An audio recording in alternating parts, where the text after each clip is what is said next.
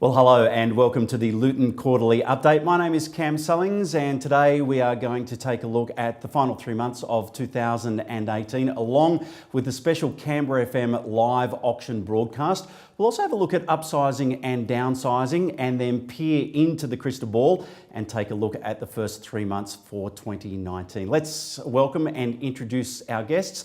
First of all, Tom Binkie, Sales Agent at the Western Office, Lynn McLennan, New Business Manager at Manuka, and also Anthony McCormack, Manager at the Woden Office. Welcome, folks. Anthony, let's begin with you. The last 3 months of 2018, how did you see them? Yeah, it's certainly been interesting, Cam. We've seen a transition in the market happen really quite quickly. If anything, it's probably caught buyers and sellers off guard a little at the speed of how it's actually slowed down. But in saying that too, look, we are still moving stock.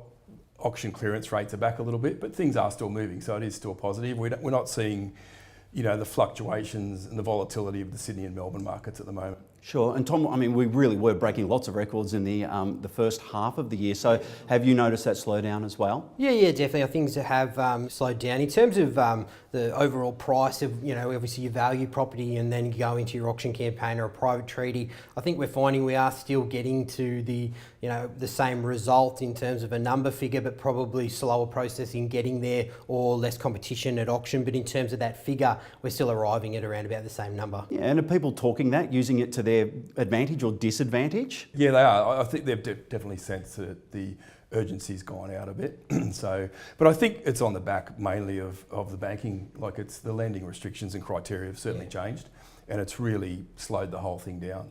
Lynn, what about in property management? Have we seen similar? We commonly find that leading into the Christmas period is actually our strongest time.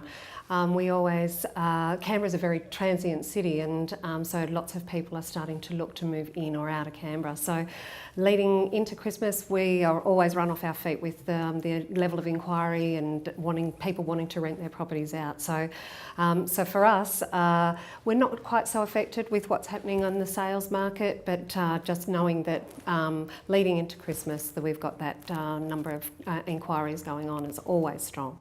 Tom, with my radio background, I'm very interested to know about the live auction broadcast. How did that play out, develop, and what was your overall view of that exercise? Yeah, so obviously the first time in Canberra that any agency has done a live broadcast of an auction. Totally different experience and something totally new to us. We found the exposure was fantastic. The reach that we could get through radio and just people speaking to you at other open homes, commenting, "Oh, we heard your ad on the radio, how'd the auction go?" Those kind of things. So I think the overall reach and promotion via radio was really positive. Anthony, how about you? Were you hearing similar, even though you weren't a part of it? Yeah, definitely. People were talking about it at our opens as well. So look, in general, pretty positive sort of outcome for the whole thing, for the campaign. Yeah, it was good. And Lynn, can you see anything like that happening in the property management area? Tenders going out via digital or traditional media? Definitely, people are looking for ways of viewing properties electronically now. So instead of, people have to view properties before they can actually rent them out. So now we're actually going through and perhaps taking iPads and things so that people can actually visually see the properties that way electronically. So when people are trying to rent properties in Canberra, but yet at the moment they're living in interstate or overseas, and it's impossible. So we've got to come up with something new all the time, and actually that's where I'd encourage the marketing team here are fabulous in regard to trying to come up with something new, something that hasn't hit Canberra before, and that's where our team gets to benefit from that. Sure. And is it something that you would do again, and if so, would you change things, or you just go exactly, it works so well, you just go straight ahead, do it again? Look, there was a lot of positives to take from it. If you were to look at a way to improve it, you could do something like an in-house auction with say 8 auctions, and every single office bringing an auction to that. So we had a bigger crowd, 8 properties going to auction, one after the other, for example, just to promote the whole thing a bit better. In terms of on the day, it was fantastic. We had face painting there from the Gecko gang. There was free coffees, a sausage sizzle. So the community engagement with that, with the whole, obviously Western Creek area, but Duffy in particular, was really positive.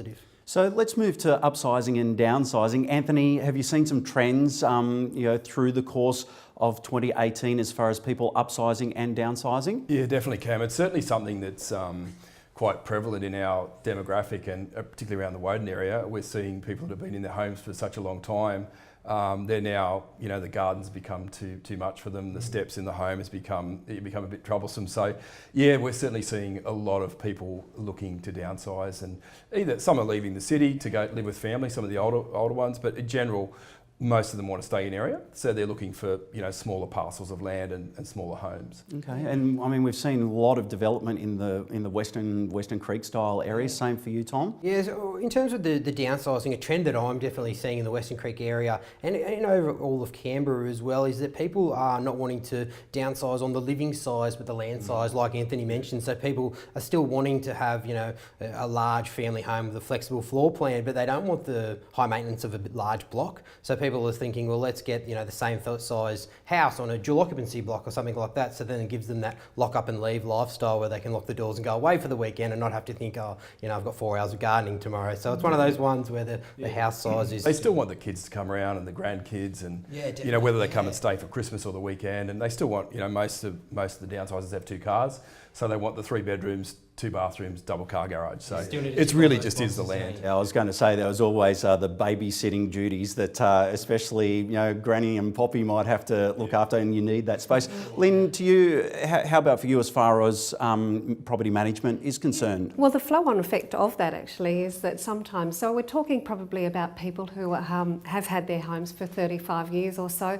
They're now sort of giving that thought into semi-retirement, and perhaps even instead of buying the next property or going into retirement villages as such, is to just put their toe in the water and just see as to whether renting an apartment living is for them, so that they just get a feel for whether that's the sort of lifestyle that they want to go into, and then from there they will then make the commitment and buy into an apartment. So they just want to see as to whether that suits them and the way they like to live. So it must be a really exciting time, but also a frightening time. There's lots of unknowns, so you must have to, be a good support. They've been used to the big, 1,000 square metre blocks or more, and then to have a neighbour as close as this, and passing each other in the corridors. It's one of those things. It's a real adjustment. But they want, though, the lifestyle they like, the cafes, the restaurants, the real way of living. It's our choice. So that's what I'm seeing as a flow-on effect of that. Okay, well, let's peer into the crystal ball for 2019. Tom, what excites you for next year? In terms of the market, obviously, it's a brand new year. So people have, leading into the back end of this year now, into the coming week or so, they've put a bit of a pause on their plans. If they haven't found something yet, realistically, they're looking, that mid to late January into February there. So I see a really exciting period leading into the start of next year, all the way up to that Easter break as being a really good opportunity for obviously a lot of properties coming live, and there's still a lot of buyers out there. We're finding there's obviously not much stock at the moment because people aren't launching many prior to Christmas, but after Christmas in that January to Easter period, it's going to be a really exciting one in terms of selling. And Lynn, how about you? I definitely see the first part of the next quarter huge. January, there's a huge number of people coming in, particularly ANU are all around that area, so the city is going to be going nuts with open homes, and you've got 40 odd people over your shoulder all trying to rent the one property, so it's going to be massive.